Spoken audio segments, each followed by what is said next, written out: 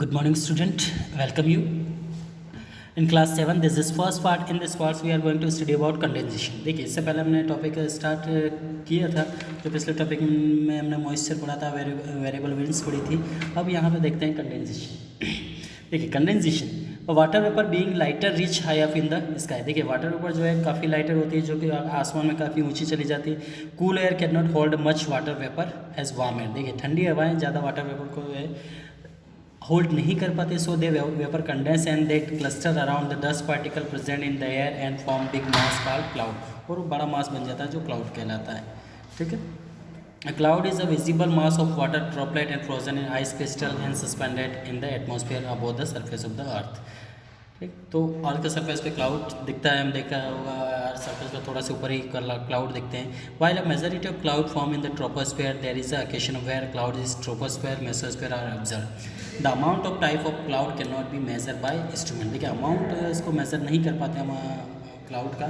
ठीक है. तो इससे मेट्रोलॉजी रिकॉर्ड कर सकते हैं ऑब्जर्वेशन बेस पे. अब आता है प्रेसिपिटेशन. देखिए, प्रेसिपिटेशन क्या होता है? बरसात एक तरह से पानी का ज़मीन पे आना ही प्रेसिपिटेशन कहलाता है. वो फॉर्म अलग हो सकते हैं.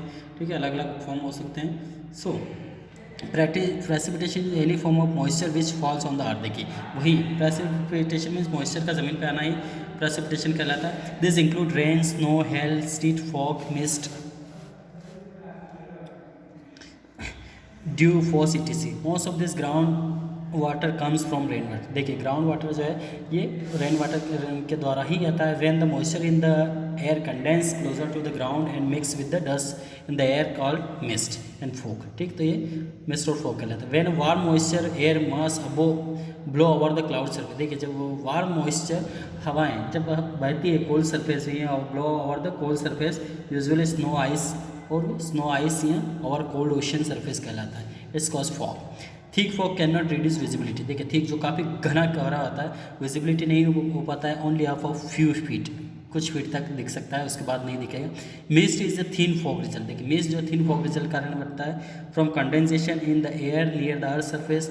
When the water vapour in the air cools down it condense to form dew drop on the grass. देखा होगा ग्रास पर जो छोटी छोटी बूंदे हैं वो ड्यू ड्रॉप होती है. Snow is a form of crystal line ice consisting multitude of snowflake that fall from clouds. It form in a cold region where the temperature of the atmosphere is below 0 degree Celsius. ठीक है, जहाँ temperature 0 degree Celsius होता है वहाँ पे इस तरह की शीट्स बन जाती है. Sleet are transparent ice clays resulting from the frozen of the rain drop freezing of the melted snowflakes. ठीक. Hail is form of solid precipitation. देखिए, हेल जो ओले गिरते हैं, देखा सॉलिड प्रेसिपिटेशन का फॉर्म होता है. Which consist of balls of irregular and lumps of ice. ठीक है. उसके बाद frost consist of ice crystal which are deposit in the cool surface when temperature are below freezing point in the atmospheric condition. ठीक है. अब rain आता है. Rain next parts में देखते हैं.